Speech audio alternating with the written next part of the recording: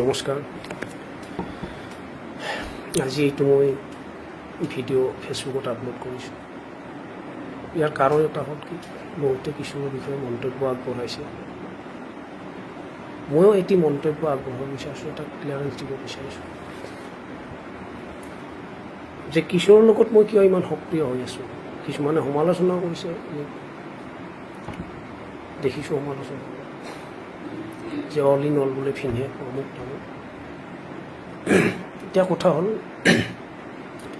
কিশোৰৰ দৰে অভিনেতা এজনৰ ঘৰত মই বিয়া কৰোৱা নাই, প্ৰথম কথা। কাৰণ কিশোৰ অভিনেতা এতিয়া হ'ল, মই বিয়া 14 বছৰ আগতে পাতিছোঁ। 14 বছৰ আগত যেতিয়া বিয়া পাতোঁ, কিশোৰৰ দেউতা বৰ্তমান নাই, ঢুকাইছে। কিশোৰৰ দেউতা এজন ট্ৰাক চালক আছিলে, মানে ড্ৰাইভাৰ। মই ড্ৰাইভাৰৰ ছোৱালীকে বিয়া পাতিছোঁ।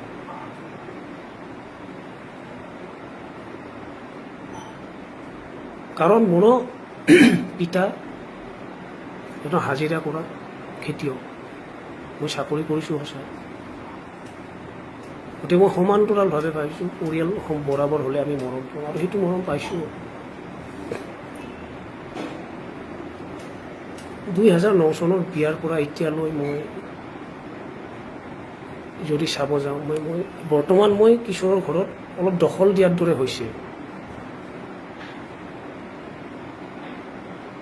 তাৰ কাৰণটো মই ক'ব লাগিব, দখল কিয় দিব লগা হৈছে।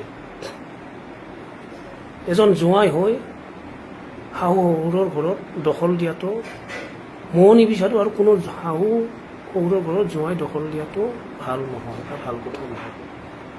কিন্তু মই আজি কিয় দিছোঁ বা দখল দিব লগা কিয় হৈছে, তাৰ এটা কাৰণ আছে। এই কাৰণটো মই ৰাইজক অৱগত কৰিব বিচাৰিছোঁ।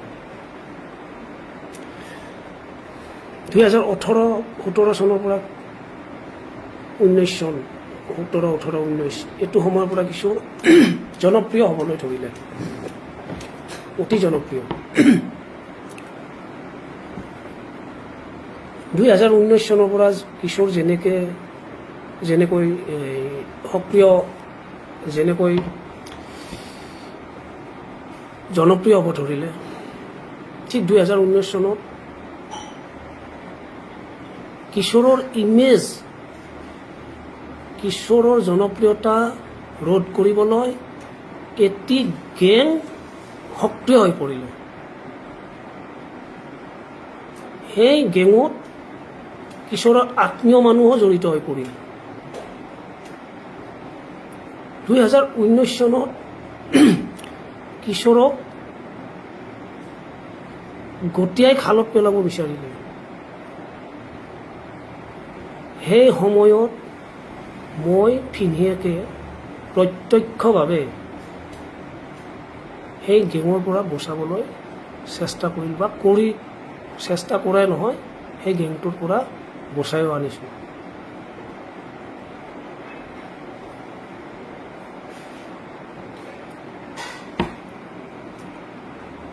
তাৰ লগত মই অকলে কৰা বুলি ভুল হ'ব, এইটো মোৰ প্ৰত্যক্ষ। কাৰণ প্ৰত্যেকটো কামত এজন ঘৰৰ অভিভাৱক জৰুৰী, দৰকাৰ।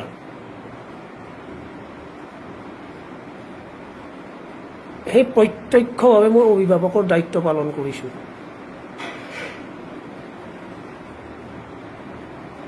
তাৰ লগত সকলোৱে সহযোগ, যেনে আমাৰ মামাহঁতৰ, অনিল মামা, ভগৱান মামা, মামী বহুত সহায় কৰিছে। আমি এটা গ্ৰুপত কাম কৰিছিলোঁ।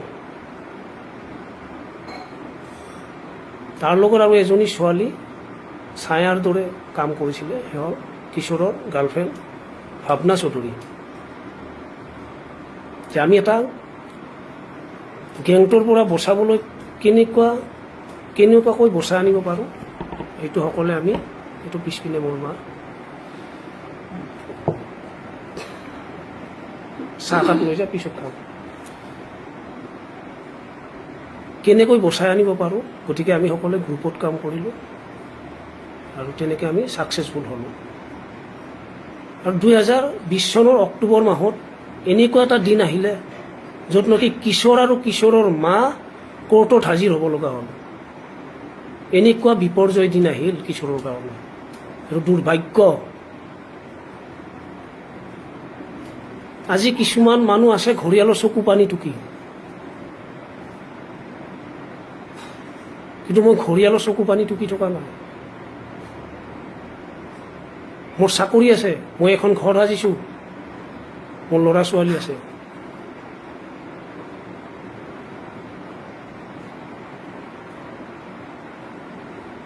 মই শহু শাহুৰৰ ঘৰত দখল দিব যোৱাৰ কোনো অধিকাৰ নাই। কিন্তু অধিকাৰ কিহৰ কাৰণে হৈছে এইটো?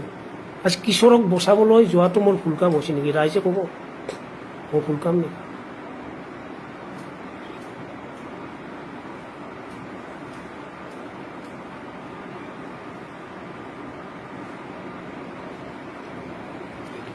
সেই গেংটোৰ পৰা বচাই গেংটো আৰু ক'বলৈ যদি যাওঁ, কিশোৰৰ বেমাৰত পৰা পৰ্যন্ত সক্ৰিয় হৈ আছিলে। সক্ৰিয়তা কমিছে, কিন্তু কিশোৰৰ বেমাৰৰ পিছতো অলপ সক্ৰিয় দেখিছিলোঁ।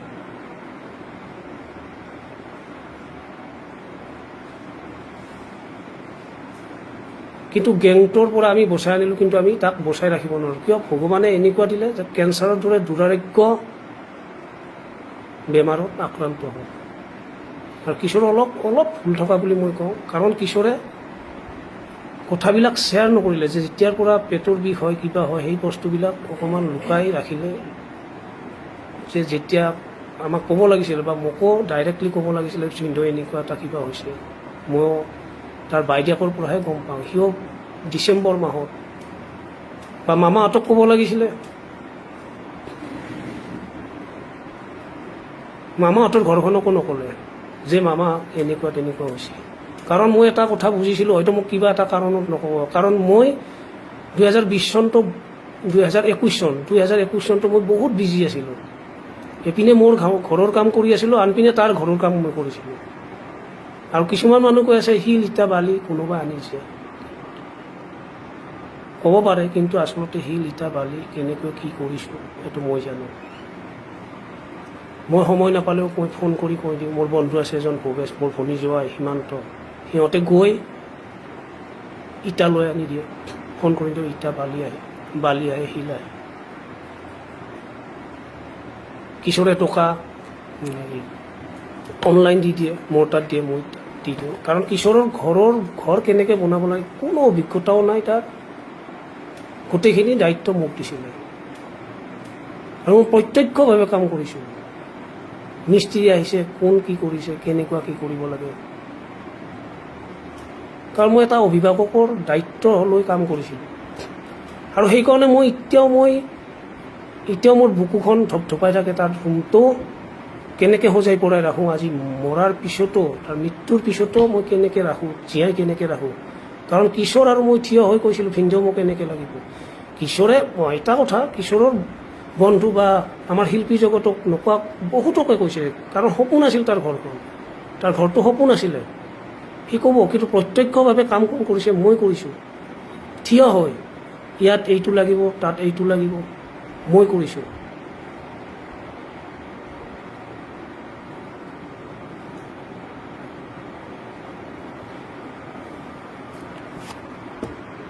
গতিকে জোঁৱাই হৈ আজি তাত দখল কিয় দিব লগা হ'ল? যে কিশোৰক, কিছুমান মানুহ আছে এতিয়া, কিশোৰক যিটো সময়ত জৰুৰী আছিল, দৰকাৰ আছিল, সেইটো সময়ত কিশোৰক গতিয়াই দিছিলে।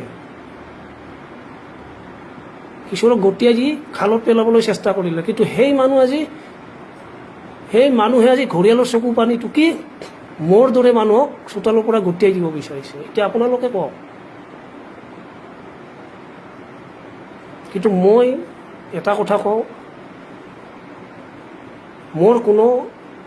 মই কওঁ যে কিশোৰহঁতৰ যে ঘৰত যে 10 বিঘা মাটি আছে, কিবা আছে, যে মই তাত সম্পত্তি লওঁ, সেইটো কথা আহি পৰা নাই। কথা আহি পৰিছে, মই আজি 3 বছৰৰ পৰা তাত সক্ৰিয়ভাৱে কাম কৰিছোঁ, অভিভাৱকৰ দায়িত্ব পালন কৰি আহিছোঁ।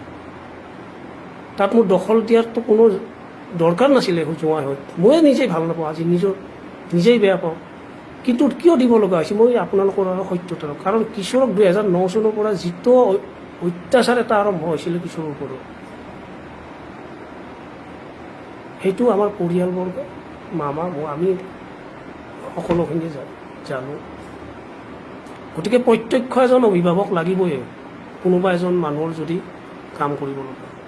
যদি তাত কোনোবাই মোক দোষাৰোপ কৰেতো মোক দোষাৰোপ কৰা মানুহখিনি ভুল হ'ব মই ভাবোঁ। মই এতিয়াও কিশোৰৰ ঘৰখনৰ পৰা এতিয়াও আছোঁ, মই থাকিব লাগিব।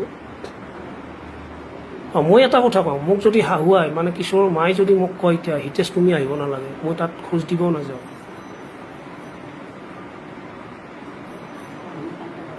তাত মই খোজ দিবও নাযাওঁ, কিন্তু হাহুৱাই ক'ব লাগিব। এইটো বেলেগে ক'লে মই নামানো। হাহুৱাই যদি কয় কিশোৰে তাৰ ইয়াত বজাৰাপাৰা গাঁৱৰ কিশোৰৰ ঘৰত খোজ দিব নালাগে, মই নাযাওঁ, দৰকাৰ নাই। কাৰণ মোৰ চাকৰি আছে, মই ঘৰ বনাইছোঁ, চাকৰিৰ জৰিয়তে অলপ মই মাটিও লৈ থৈছোঁ।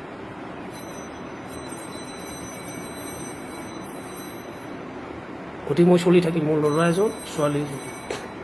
কিন্তু সেইটো কথা কোনোবা বেলেগ মানুহ আহি ক'লে মোক নহ'ব। মোক নিজ হাহুৱাই ক'ব লাগিব তই চোতালত নুঠিবি, তোৰ একো তোৰ ইয়াত মানে